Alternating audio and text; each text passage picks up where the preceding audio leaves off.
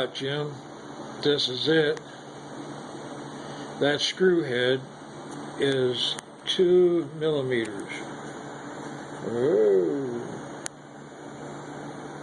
Get it back going here.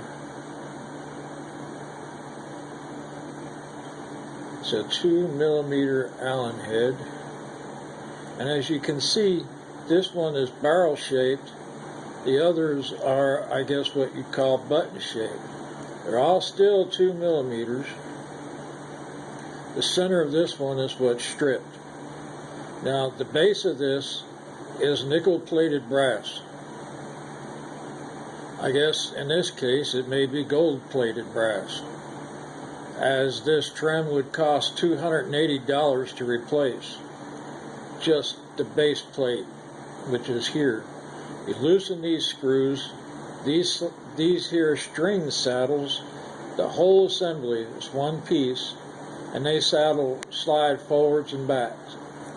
There's an adjustment screw at the base back here. These are fine-tuning screws, and these are screws that release the string from inside the saddle clamp, which is here and here. So you can see from this position that this sucker is pretty much rounded out. I think maybe your suggestion with the vice grips might be a good one, and if that doesn't work, to take a bigger size Allen screw and file the head down to a point and stick it in there and tap it.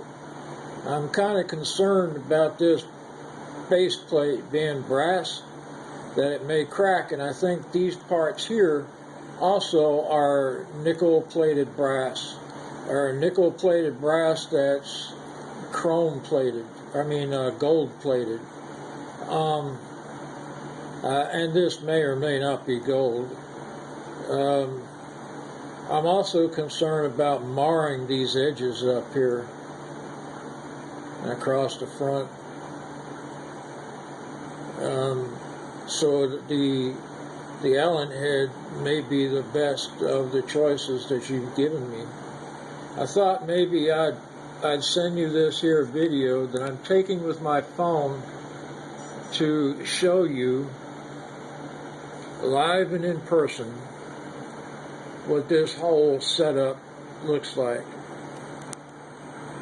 There you can see the Ibanez logo. I'm pretty sure it's an Edge Pro, though it may be an Edge 2 or 3. I don't think it's an Edge 3, maybe an Edge 2. But there it is, for your viewing pleasure, the bridge of my Ibanez Gem 7, which is right now a very expensive paperweight. It's very complicated to set this bridge up.